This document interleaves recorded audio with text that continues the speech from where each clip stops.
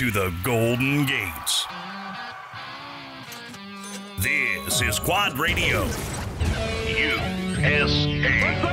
Oh, yeah. Now, with all the dirt from the world of ATV motocross and GNCC racing, here's Mr. 10 Seconds, Rodney Tomlin. And a good evening to everyone as we welcome you to Quad Radio Live, Globecasting live from quadradio.com. Once again, a beautiful and crisp, cold evening here in Quad Radio USA, at least where we're located here in southeastern Ohio. And it is wintertime, my friends, and what some people like to call silly season. And I tell you, it's a good time to get silly as far as things go, because we never know what's going to be happening, what's going to be taking place next, and that's what we are trying to bridge the gap on here at Quad Radio, and that is to kind of keep in touch with some of the things going on in and around the world of the ATV industry and these winter months and so forth. Of course, we want to say thanks to our friends at Impact Solutions. Impact Solutions located over there at 985 Harris Highway in Parkersburg, West Virginia. They are your factory authorized service center for Elko suspension. You can dial them up on the World Wide Web at impactsolutionsatv.com. You can also find them there on Facebook at just simply on Facebook at Impact Solutions. Of course, we want to say thanks to our friends at SSI Decals as well. They are, of course, great supporters of the ATV racing industry, as well as great manufacturers of decals and things for your, complete wraps for your motorhomes and trailers, as well as your bikes. And, man, I tell you, talk about looking good. They'll for sure make you look good. And also want to give a shout out for some folks, if you're going to be in the Central Ohio area this weekend, coming up on Saturday, December 1st, American Motorsports. Believe it or not, this is where I got my start in announcing this particular series and this company anyway. In 1993, I actually did it in Marion, Ohio, but this weekend in Columbus, Ohio, at the Ohio Expo Center State Fairground in Columbus, is, of course, the American Motorsports Arena Cross Championship. It's a one-day affair. I believe they've got a pretty nice little pro purse. They're going to have ATVs there as well. I know back in the day, man, ATVs were a big part of AMS racing. So maybe if you're an ATV racer and you're going to be in the area this weekend, let's head on over to Ohio Expo Center at State Fair grounds in Columbus there for the American Motorsports Arena Cross. You can find out more at AmericanMX.com on the World Wide Web, and I will be there announcing and kind of going back to my roots, if you will. And speaking of roots, we want to say good evening to a person that has some strong roots now in the ATV racing community, and that is none other than the head man and the chief cook and bottle washer there at Root River Racing there, and that is Rich Gillette. As we say good evening and welcome to Rich to Quad Radio Live here this evening. How are we doing, Rodney? Doing real good, Rich, and I guess first and foremost, I just want to say congratulations to you and the team. I know it's not just you. It's not a singular effort, and we're going to find out a lot more about that as we go through the broadcast tonight. But Team of the Year, Root River Racing in the AMA ATV National Motocross Championship Series this year, a pretty high esteem for a team, and especially a team as young on the national scene as what Root River Racing actually is. Thank you very much, Rodney. It was a great honor, and it is definitely a team effort. You call me the head honcho, but I tell you what, it's kind of maybe on top of the pile, but I have an awesome pile below me that really makes me look good and makes the whole entire team look good. Yes, for sure. And speaking of the team, man, I mean, I know we got a lot of riders on there, but there's a big backbone of the team as well. and that backbone includes Rod Mickelson and also D. Manshak. I know that he helped you guys out a lot there in 2012. And not only those two, but those are two that I know that just stand out in particular. But, you know, I know the whole team, the parents, the whole family seems to be involved in what's going on there. But, I mean, it's just those guys really seem to stand out and do a lot of work this past season for you guys. Oh, yeah, they definitely do, yeah. Big Bear, Rod Mickelson, he's definitely a huge part. He drives one of the big rigs, and he's also, I consider him one of our managers of the team. And D. Manshak is what I would consider the other manager. He also builds our Motors of Magic is what I'm kind of calling him, because great power and hole shots, and really gets us out of the corner as well. He also trains the team during the winter months down at Splendora, Texas, where he has a track, and D, of course, is the head and owner of Rage ATV, and that's who we're having our motors built by. But there's a lot to our pit crew that to go around. I mean, Doug Schultz, he's a huge part of our pit crew. He takes care of all of our shots from Motorlaws. I've sent him away a couple times for more education, and he's spent quite a bit of time up at Motorlaws, learning picking Jim Jaworski's brain as to how these things really work and what the best way for a setup is. And not only our teams, kind of anybody that has Motorlaw shocks that come by the trailer and having any problem, he's more than willing to roll their quad into our trailer and give them the right adjustment and send them back out, and you usually come back with big smiles on their faces. But yeah. I mean, to kind of go down the list, I've got Tony. He's a great mechanic. That he does the primary teardowns and rebuilds of the bikes, both weekly and in the off season. Michelle Manshak, Dee's wife, she is definitely the mother and almost my executive assistant at the track. If I ask her anything, she's got it handled, and she takes care of all these kids like they're her own. And Brent Sellers' dad, Dick Sellers, is probably one of the best cooks that I've ever seen at the track, and he takes care of feeding the whole entire family. I tell you, you got to have a good cook. There's no doubt about that, and that's cool that everybody pitches in together like that. And I'm sure it's kind of like you guys have got your own little support network there amongst everyone as well. Oh yeah, we definitely do. I mean, that's kind of one of the requirements that because I take care of everything for my riders that are a full ride. Yeah, I get them. I offer to them a place to stay at the track. I take care of all the costs for both of the big rigs to go there. I take care of all the costs for the machines, everything from maintenance to purchasing brand new machines to building them up. All I ask of the riders is my expectations, like you had noted in your article, and that everybody's respectful of one another and gives me 110%, and their families are involved, and it's just a great concept. Which Terry Kuhn was in a conversation that I had with her 2 weeks ago. I never even realized, nor had I heard of the Team Green concept. Mm-hmm. And I was describing what we were doing, and she says, "Oh, so you're just following the Team Green thing?" I didn't know anything about it, but she's like, "That's exactly what you're doing.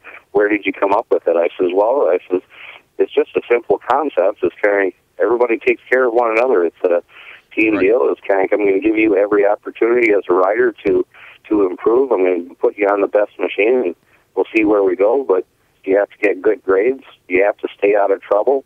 You can't use drugs or alcohol at all."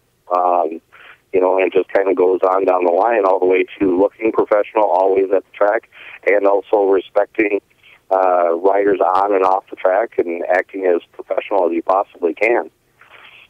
So, I mean, I just really think it's not that difficult to conceive, and you can stay very highly competitive and be right there at the top.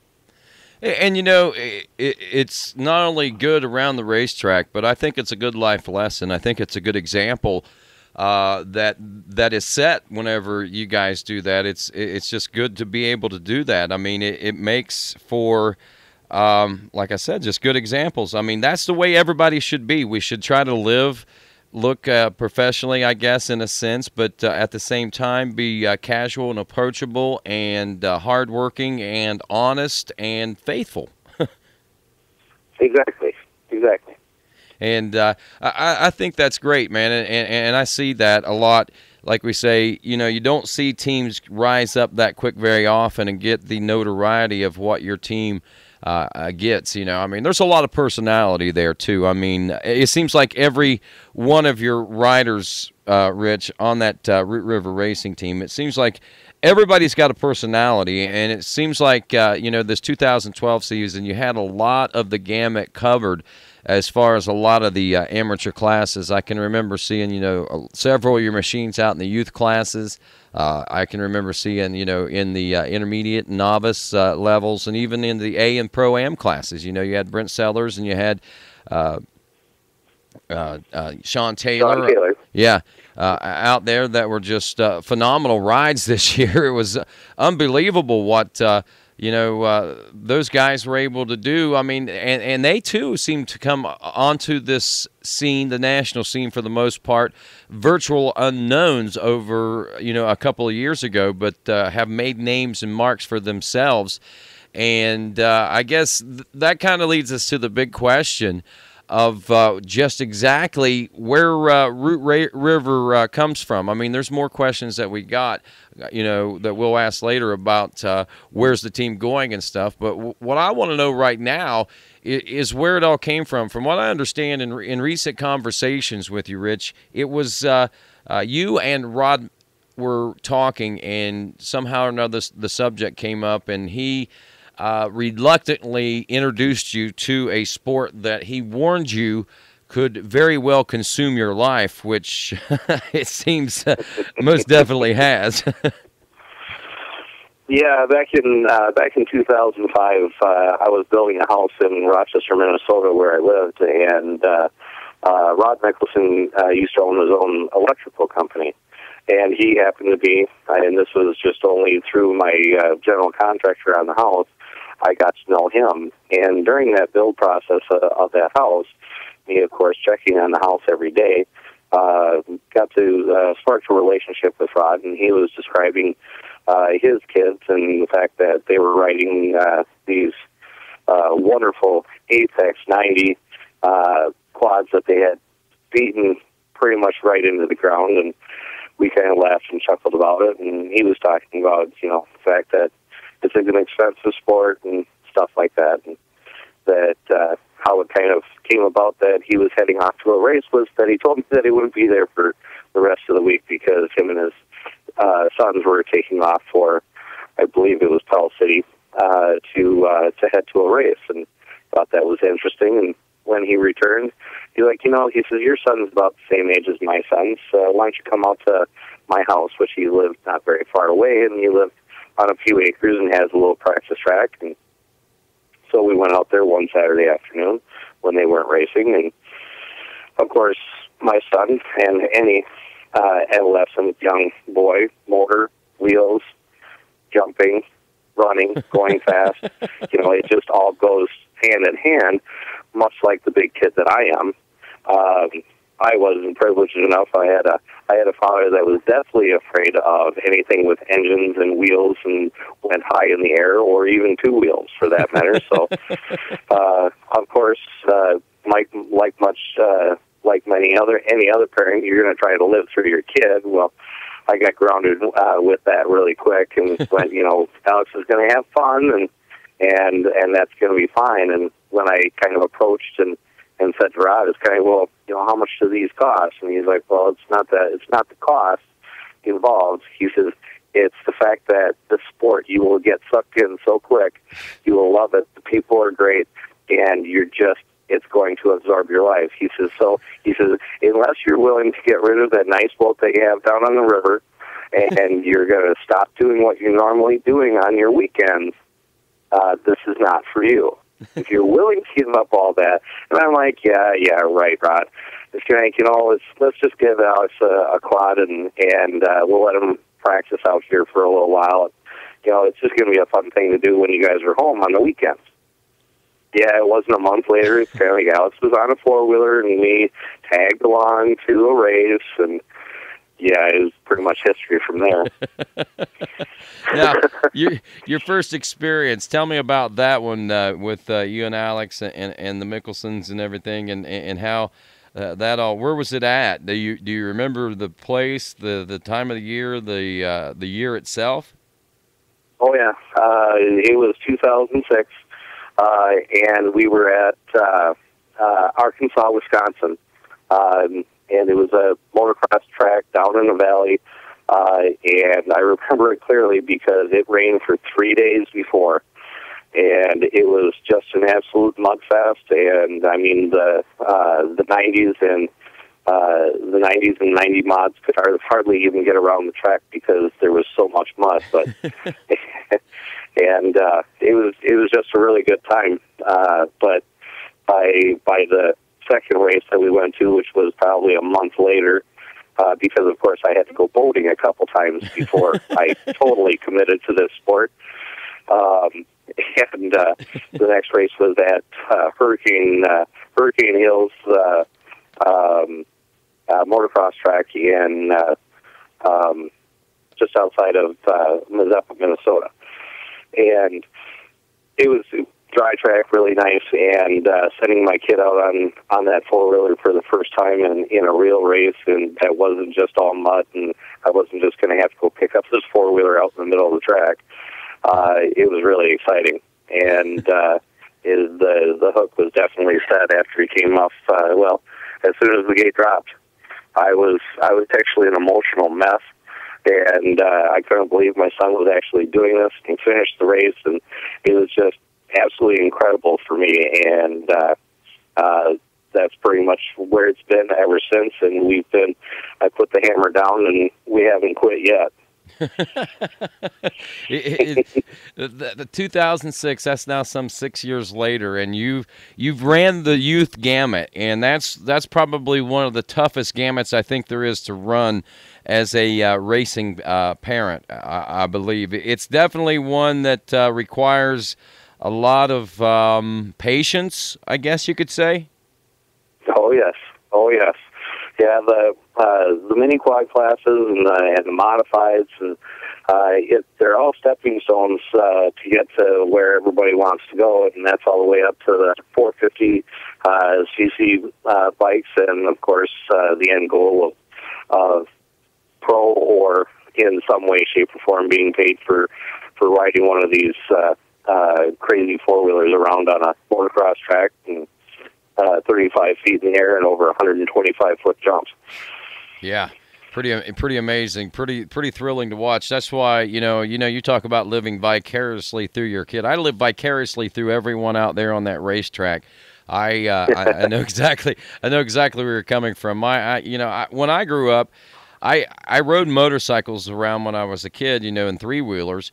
And we didn't, really know a whole lot about motocross racing as far as that goes per se, where I was. And I was 25 years old. I'd mentioned, this was my 20th season. Actually, I wasn't 25. I was more like 22 or 23, my first race that I ever went to. I was working with a buddy of mine at a radio station. And a lot of people have heard that story before, but he said, "You want to go do a supercross race with me this weekend?" And I said, "What's a supercross race?" He said, "Well, it's motocross inside with four-wheelers and motorcycles." And I said, I said, "Well, I really don't know what's going on with that." I said, "Man," he said, "all you got to do is read the numbers off the paper, and I'll do the rest down on the floor." And that was my good buddy J.J. Hale, and he did the floor announcing that night, that year, that weekend.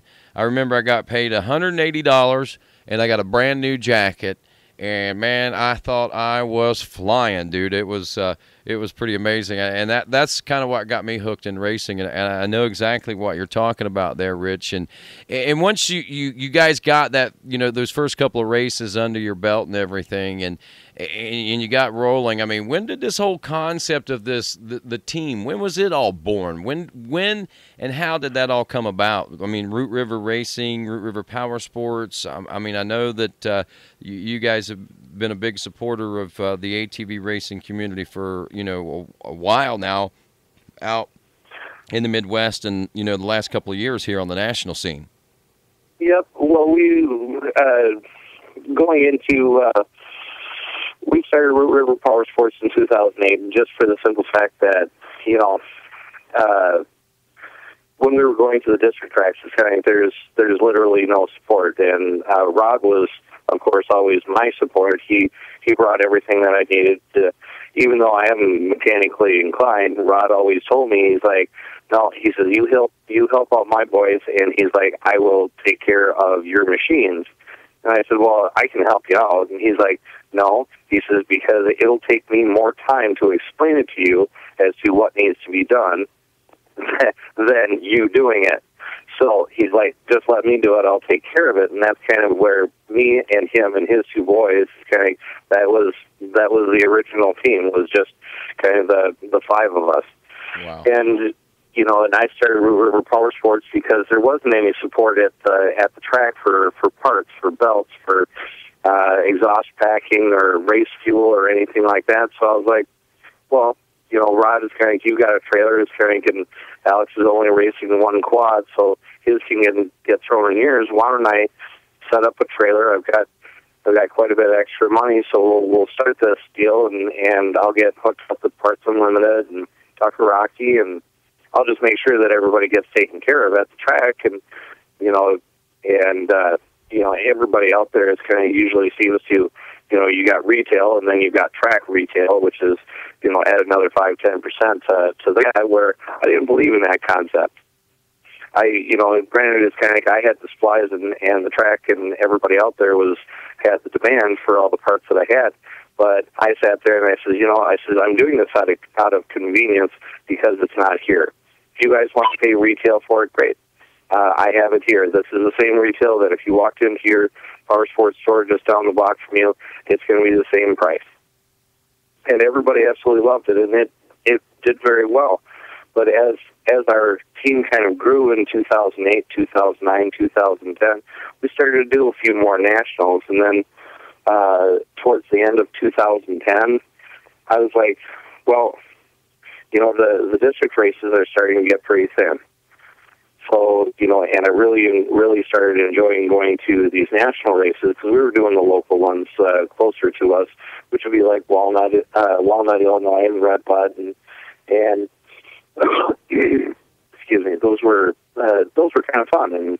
And Rod's like, at that point, he was like, well, he's like, it's a serious commitment when you want to go to nationals, and there's a lot more involved on these machines when we start getting to that level. Granted, the skill level of our kids, they're capable of racing at nationals, but from the standpoint, he's like, this is like a very large next step. And at the end of the district and nationals season of 2010, I was sold. I was like, no, I'm gonna make the commitment. And at that time, I think in 2010, we were up to 6 riders that I was supporting, but not to the level that when I made that commitment in 2010 to do a full race team in 2011, I sat down with Rod and all the rest of the parents, and I said, okay, here's the concept. I'm going to buy all brand new machines for everybody. Wow. We're going to build them all in one location. Since I have this shop, I'm going to build them all here. I'm going to take them to the track. Your riders and you riders are going to ride them. But this is what I want out of you. I want you to train in the off-season. I want you guys to be ready that as soon as we get to Georgia or Pell City, whichever it was going to be, that you guys are ready to ride. You're not going to be sleeping on the quad. You're not going to be laxadaised, not in shape, and stuff like that. I said, you guys got to start doing that. In that process, you can't miss anything in school. You have got to have a firm belief that if four-wheeler racing doesn't make you money, that you're going to have to get an education eventually. So you need to keep your grades up. Probably one of the biggest things. And also you have to stay out of trouble. So, I mean, it goes back to my concept. And last year, this year, and for the future, I mean, I can keep doing this for quite some time, and that's what I'm going to do. Help out these great families, great kids, great riders, and just keep on moving forward. I mean, there's so many great families and great riders. That's where I get frustrated because there's only so much that I can do. Yeah, I can imagine, and sometimes you probably feel like your hands are tied. But wow, Rich, it's amazing what you have been able to do. Just out of love for the sport, and I think that's amazing. And I know that you've done something even more we're going to talk about here in just a few moments, but a couple of other things that I want to talk about first, and that is Moto Waz Shocks. What is your relationship? What is Moto Waz Shocks exactly? I know that they were a supporter of the ATV Motocross Nationals this year, and you guys did a lot of their service work and stuff. What exactly is that? Moto Waz Shocks, to me, number one, they're only about 3 hours from my shop, but they go all the way back to when I first put Alex on a quad. Rod was running Moto Waz Shocks. He said, and one of the biggest things, one of the biggest sales points that he had to me, he says, as Alex grows and stays on this machine, we can adjust the suspension without having really to do much of anything to them. We can adjust the suspension without pulling them off the bike and whatnot. We can adjust the suspension so it works really well. And over the years, it's kind of like I've watched other shock manufacturers on other bikes, whether they're set up right or not. I always see a consistency with the Moto Waz shocks, and also how smooth, when set up right, that they work so well. I've spent quite a bit of time with Jim Jaworski of Moto Waz, talking about learning about his shocks. Of course, once again, it's one of those. They don't let me in too deep because otherwise I just get myself in trouble, and it's just, they don't even want me to touch the shocks. They don't want me to do anything. They're just like, we'll tell you how it works, but just don't touch them. Just leave them alone. But Jim Jaworski, I mean, a small operation of Moto Waz. He's actually pretty much a one-man show in Hand Lake, Minnesota, which is northwest of the Twin Cities. It's an outer suburb. And just basically through him, we've just kind of tried to further his shock concepts and the versatility and infinite adjustments that they have. Wow, that's interesting, and I'm glad I asked, to be honest with you, because I mean, you know, for some reason I just felt there was something unique about this particular shock, and I just never knew what it was, and I'm glad that now we know. So hopefully this guy will get a little extra business out of this too, because you know, it's good to see guys working from the grassroots operations out there in the Midwest like that and everything. And you know, speaking of grassroots again, keeping it family wise, you know, we'd mentioned, you know, obviously you've talked about the relationship of your son and stuff with you guys being, you know, racing together and everything. And I guess, you know, for anybody that's not an ATV racer or an ATV motocrosser or whatever, however you want to put it, one thing that people need to understand, I think the reason that you have this deep passion for the sport, that you're willing to invest so much time, money, effort, blood, sweat, and tears into it like you have, is because of the ties that have strengthened between you and your son. Oh, absolutely. Absolutely. My son, you know, I couldn't, and a lot of people say this about their kids. It's kind of, I couldn't have asked for a better son. In this fashion, it's kind of, my son, it's kind of funny doing some of his homework where he's doing English and has to write a paper or something like that. And I can't remember, about a month ago, he had a paper and it was something to deal with being punished for something. And Alex is one of those kids, and that just kind of, he just goes along. I don't know if it's my doing, his mother's doing, or what, but he's such a level-headed kid that he doesn't ever get in trouble. I don't have to yell at him. I feel really spoiled with having a son like Alex.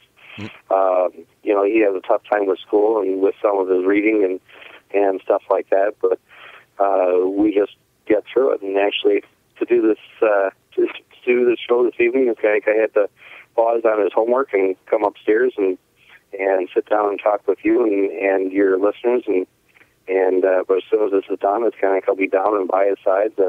I tell you what, there isn't anybody that I put higher on a pedestal than my son, and it isn't just whatever he wants he gets. It's because I've always told him every kid has 10 million things out there that they want, and I always tell him, he's like, well, can I get this? Can I get that? I tell you what, bud. I said, if you want to stop racing four-wheelers, I says, we could probably go and do that.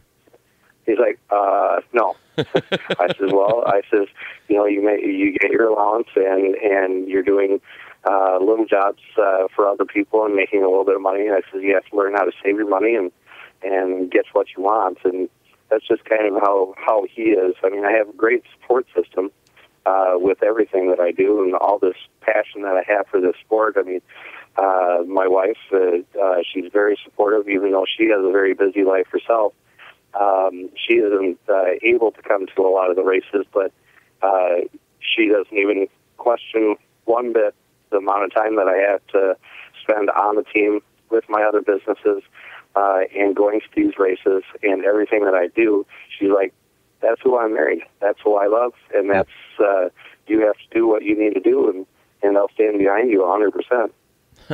And of course, my mother and my sisters also are very supportive of everything that I do, so I have to give kudos to them, even though they do think I'm a little nuts because of how much drive and passion that I have for this sport and the series and everything. And they're like, wow, really? You want to do all that too? Well, I know it is greatly appreciated, and I don't know if people realize on what level you've actually kind of commitment and work you've put into things. But I think just seeing what the team that you put together and getting 2012 Team of the Year and everything, I think that probably tells a lot for folks and everything. But there's a lot more going on here, man. And we'd said congratulations to you earlier about the receiving the Team of the Year award, and I think it was pretty neat that the announcement that was made at the banquet on Saturday night was, I think, one of the most monumental things that ATV Motocross, aside from being televised on, being televised and on NBC Sports and a part of the Racer TV package and so forth, this is probably one of the biggest, if not the biggest, things to have what is happening in the sport right now with the support that is about ready to come this way and everything. And we'll talk a little bit about that. We're talking with Rich Gillette right now. He is the team manager, if you will, and one of the team managers, I think he'll say, a co-manager of Root River Racing. And, of course, they got the Team of the Year award for 2012. And we're going to talk a little bit more about some big news that was released on Saturday night at the banquet. But we want to say thanks to our friends at Impact Solutions. Impact Solutions is a factory-authorized service center in Parkersburg, West Virginia. Call them up, 304-863-0025. Again, ImpactSolutionsATV.com on the World Wide Web. SSI Decals, want to say thanks to those folks as well. Ian and all the boys up there really making great graphics packages, and they can design and do things that will just blow you away. SSIDecals.com. And again, don't forget ATV riders and two-wheelers as well. This Saturday, December 1st, American Motorsports and AmericanMX.com Arena Cross Championship at the Ohio Expo Center and State Fairgrounds there in Columbus, Ohio. Be sure and check that out. I'll be up there, and I'll be hopefully ready to have a whole lot of fun with maybe some familiar faces. And by the way, I want to welcome those along that are with us in the chat room right now. And Ohio Crew 1 is in with us, and they say that can you ask Rich how he likes having the cutest shot guy at the track? And I can only guess that that is a female member of the Ohio Crew. Well, hey, Doug is not my type, but hey, he's definitely somebody's type. And they say that they're coming for the Team of the Year. Ohio Crew's going for Team of the Year in 2013. So you're getting a rhyme for you started there, I guess. They like you, but they want to take your title. But Rich, we mentioned just before that little break there. Also, before we get into this, I want to remind folks if you're listening in off the West Coast or you're coming in for the West Coast portion of tonight's show, I've got Tim Shellman coming up tonight, 10 o'clock here on the East Coast. It'll be 7 o'clock on the West Coast, and I guess that would be 8 o'clock over there, or 9 o'clock your time there where you're at, Rich. But anyway, the big news that was announced at the banquet, like I said, pretty monumental stuff, and I'll let you take the honors of that once again.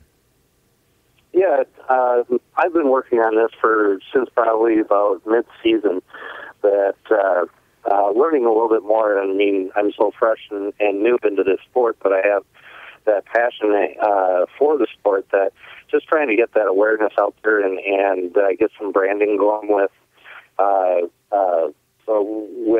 somebody out there to basically somebody that's notable and stuff like that. I mean, trust me, the series does have really good sponsors with Maxxis and ITP and Can-Am and everybody like that, but we haven't really had a really big out of the sport brand that we can potentially brand our sport with. So as a independent bottler of Pepsi-Cola, I went to my executives and had them continue on our concept and pass it on to the corporate executives out in upstate New York at Pepsi-Cola and say, hey, let's sit down, let's talk about this, let's see what you think. It was some politicking and some other stuff to convince them that I really want to, and Mountain Dew or Pepsi should stand behind this. This is a great concept, great series, great everything. We just need a really good, firm name.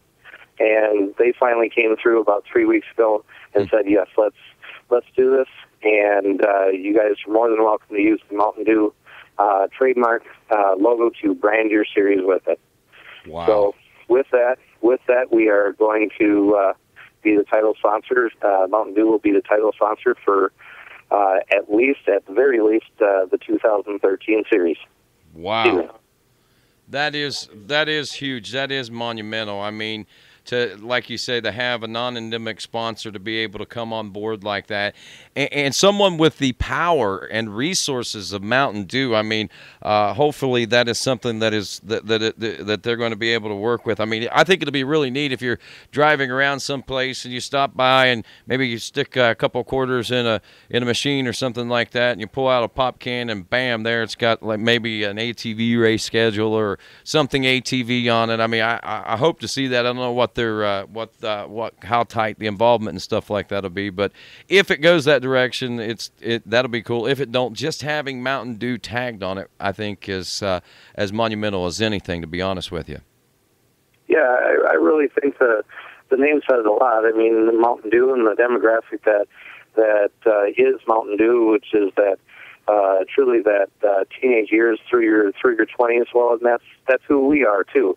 The sport is derived and participated by and spectated by the back core of the teenagers, actually all the way down to the little kids. But your core is that 18 to 25, 28. So with Mountain Dew washing in with this sport, really will help make some more awareness. We're still working out all the details as to what we're going to be receiving from the parent company of PepsiCo to assist us with, but we'll definitely have marketing, promotion, and advertising coming along with the sport with Mountain Dew. That'll be great. I don't know, you never know, but it'll be neat. Wouldn't it be neat to be watching a Mountain Dew commercial on, and all of a sudden ATV Motocross National clips come on or something like that? I think that would be something pretty spectacular. But who knows what the future holds in that department, Rich. But I think that's great. Your efforts in that are greatly and deeply appreciated throughout the entire ATV motocross racing nation there, and not just the national series itself, but I think that is something that is monumental for ATVing in general, the sporting, the ATV racing end of it anyway. I think that is just so huge, just getting that correlation there. And again, thanks for the efforts that you put into that, because it means a lot. Yeah, and you're welcome. I could have used any name to put in front of there, but I really did want to do some use a national name for a national branding of our national series. So I think that's awesome. But, well, I tell you, man, that with that, knowing that you guys work hard and obviously got a great team and everything, I guess the next logical question right now is what's on tap for 2013 for you guys? I know you guys had a great team last year. We go back and look at the roster of riders. You had Sean Taylor, Pro-Am Unlimited in production. You had Production A and Pro-Am Unlimited, Brent Sellers there. Factory Sam Rowe in the schoolboy, senior, and junior classes. You had Mike Barnhart, and you had Bubba Hicks, Production A rider there. There seems to be more. Alex Gillette, your son, of course, schoolboy junior, 450B.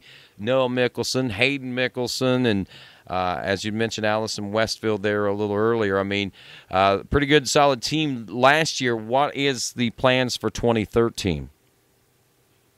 2013. Let me step back and talk about the 2012 year that kind of earned us this team of the year. I mean, their performance was definitely, I think, a part of the factoring, but. All my riders just kind of they're all outstanding in their own way, shape, or form. Bubba Hicks, a lot of people know and some people don't, but the fact that he had a hunting accident literally only 3 months prior to the season, and he had to have a couple surgeries. He was finally healed up and cleared to ride in the beginning of February, and he had a slow start, but he really came on strong the second half of the season, and really looking to see him on the podium quite a bit this next year. He'll be coming back. Mike Barnhart, my old man on the team that really likes to just grind it out with the Spaders and the Merle Crosses, and loves to bump bars with those guys. And for 36 or 37 years old, he can definitely put it down just like those other guys can, and gives every A rider a run for their money. Sean Taylor, he's really progressing along. I mean, the team concept was a little strange for him to begin with, but he's seriously coming around and getting everything set up perfectly for him to really run out in front. I think we've got his bikes and everything all set up for so that the 2013 should run as smooth as silk. Brent Sellers is kind of, we got to keep his wheels on the ground. I tell you what, with his crash in Red Bud, is kind of, I was so shook by that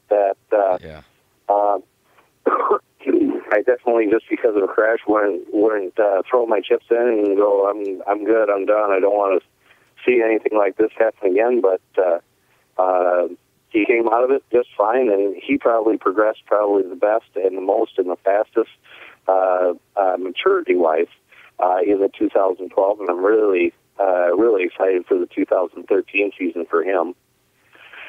Big Sam, Big Factory Sam Roll. God, what can you say? The kid has won 5 championships on the National Series already. Yeah. So, he's going to be running, he's coming out of Schoolboy Junior and Schoolboy Senior, and he's going to be running, I've got him running college boy next year, Wow. 16 to 24.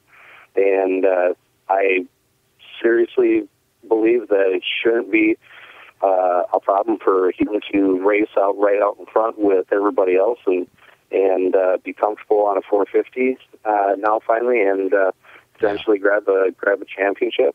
Right. 2012 season is kind of saw my son Alex Gillette turn huge corners.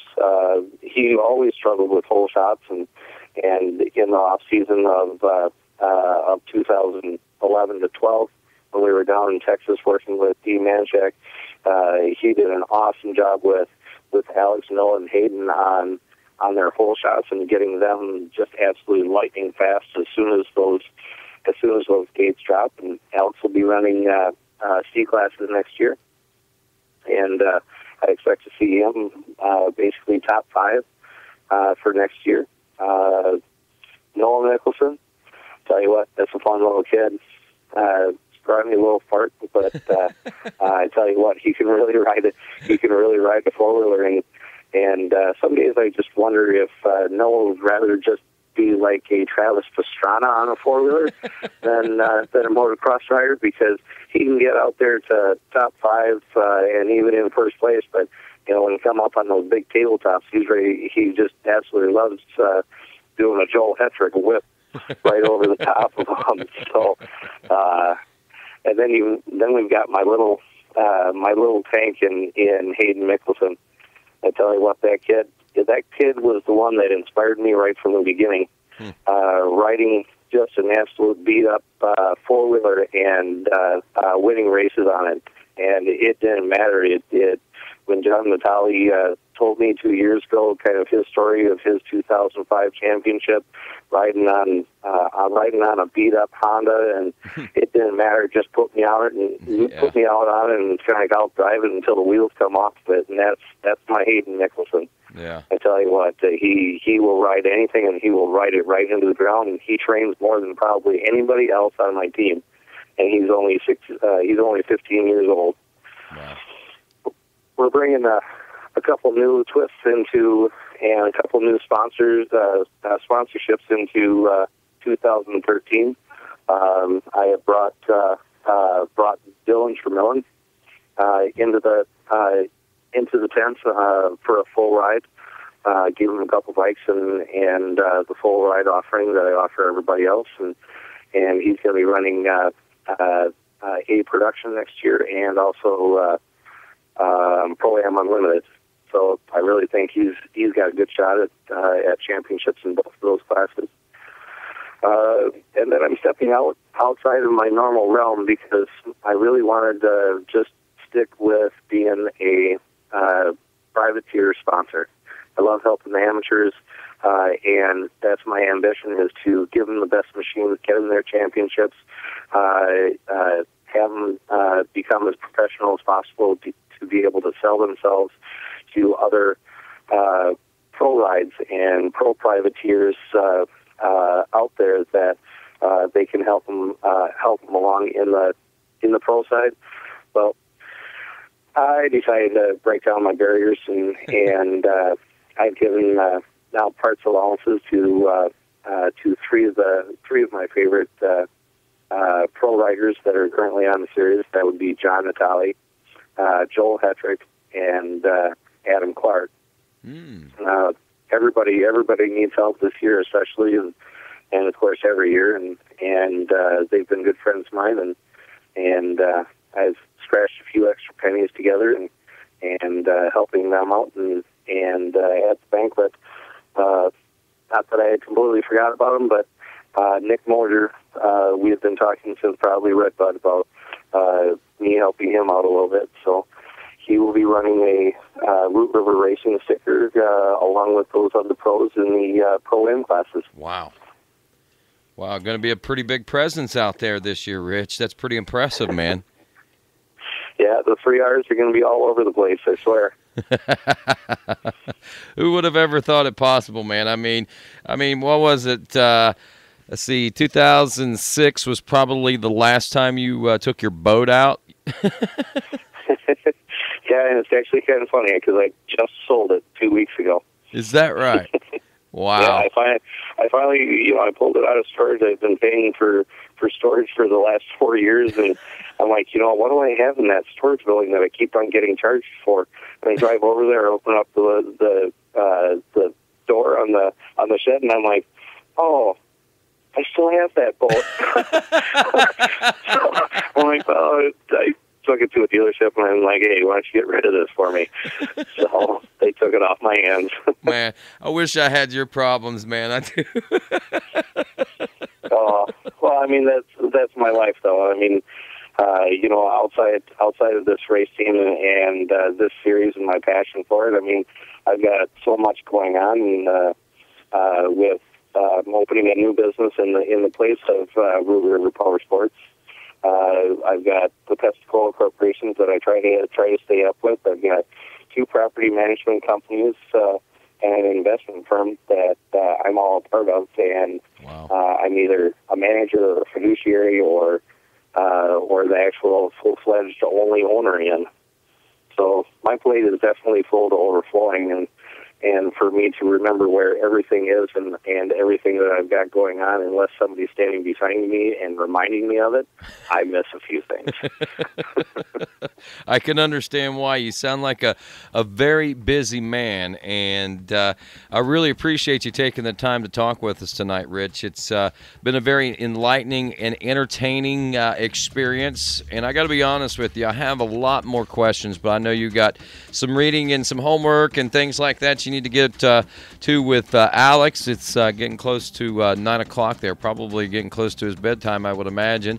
And we've got, I'm sure, so much more to talk about. So can you come back on the show sometime so we can find out just exactly who Rich Hetrick is and where you come from yourself, man, because you seem like a rather interesting individual. And I'd like to get to know you a little better. Rodney, it's kind of, I really like Rich Hetrick. He's a good friend of mine, but you're actually talking to Rich Gillette. Oh, Gillette. I'm sure Rich Hetrick is sitting there laughing, going, God, that doesn't sound anything like me. Well, we were talking about Joel there a minute ago. I had Hetrick on my mind. Rich Gillette, I'm sorry. And if I've called you that more than once tonight, Rich, I do apologize, man.